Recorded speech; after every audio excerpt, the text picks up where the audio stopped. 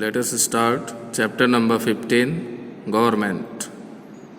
Now in this chapter, basically we are going to understand the meaning and definition of government, the government at different levels, and also different types of system of governance which are in different parts of the world. So let us continue our chapter. So as we know, our country India is the largest democracy in the world. So हमारा देश जो भारत है वो दुनिया की सबसे बड़ी largest democracy है या सबसे बड़ी डेमोक्रेटिक कंट्री बोली जाती है पूरी दुनिया में. Elders do the administration and management of the home. Similarly, the administration of a country is done by the government. जैसे हमारे घरों में जो बड़े होते हैं वो मैनेजमेंट या एडमिनिस्ट्रेशन करते हैं और घर को संभाल कर रखते हैं, कुछ अपने नियम और कानून होते हैं, उसी तरह से एक देश को चलाने के लिए एक सरकार की ज़रूरत है. Similarly a country needs a government in order to have the administration of a nation.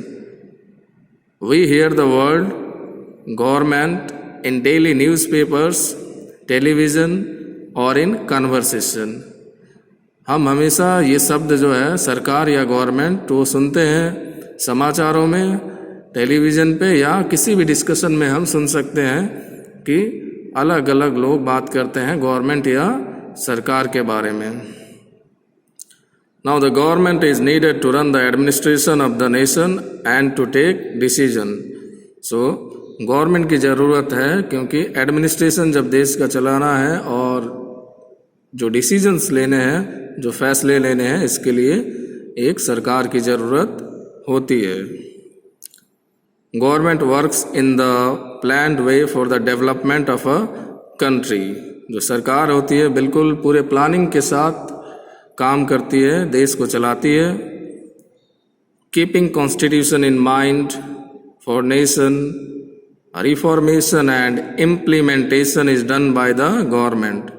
हमारे संविधान के मुताबिक या इंडियन कॉन्स्टिट्यूशन के मुताबिक सरकार जो है काम करती है, फैसले लेती है, डिसीजन लेती है और उसको इम्प्लीमेंट करती है for the welfare of the people.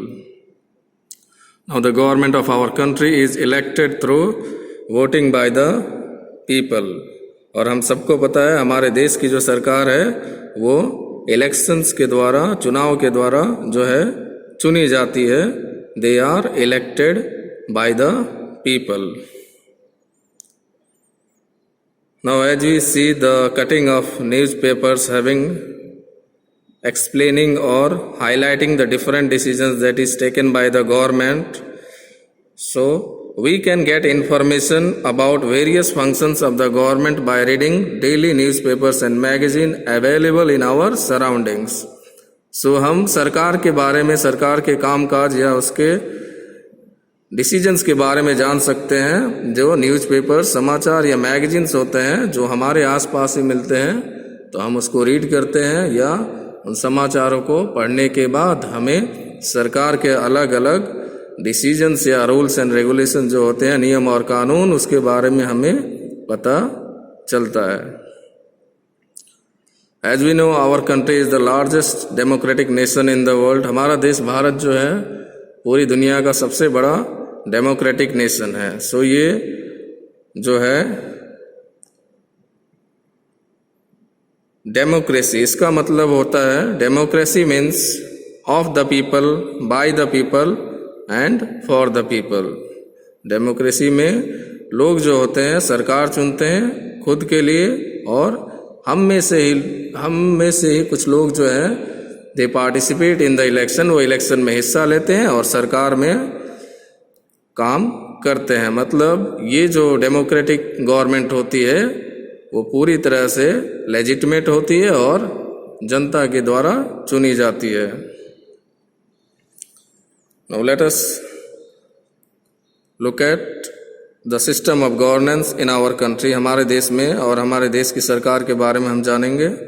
So our country is a country of diversity. हमारा देश भारत जो है ये डाइवर्स नेशन है, मतलब यहाँ पर हर एक जगह हमें डाइवर्सिटी या डिफरेंशिएशन या डिफरेंसेस देखने को मिलती है।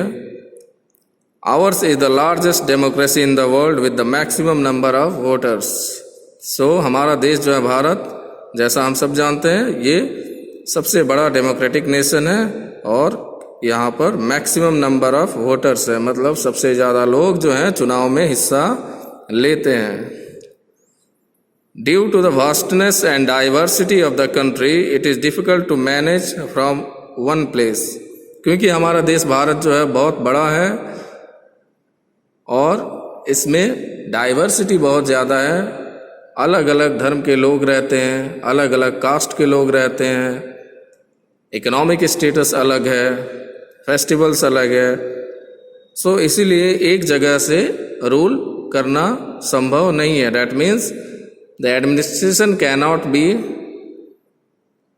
there smoothly if it is run by one central government. So in order to make the administration effectively and efficiently, our government works at three different levels, that is local self government, state government and central government.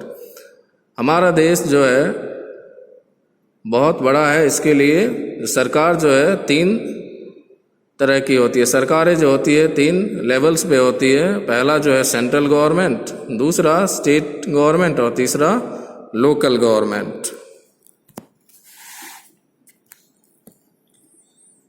Now local government takes the charge of village और city. जो local government होती है वो local problems जो village और city से related होती है उसके डिसीजंस या उसके इम्प्लीमेंटेशन का काम करती है। कुछ प्रॉब्लम्स है किसी लोकल एरिया या विलेज में, तो that has to be solve by the local government.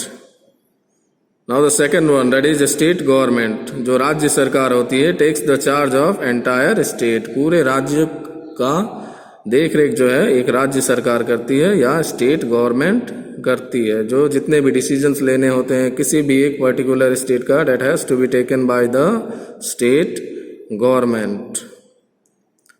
Now the third one, that is central government takes the charge of entire nation। जो हमारी केंद्र सरकार होती है जिसे इंग्लिश में सेंट्रल गवर्नमेंट बोला जाता है, ये पूरे देश को चलाती है और इसके द्वारा कानून जो बनाया जाता है वो पूरे देश पे लागू होता है। That means the law or the decisions that is taken by the central government is implemented over the entire nation। Now this was some news about or information about government and the government at different levels. Now in the next video we'll study about the types of government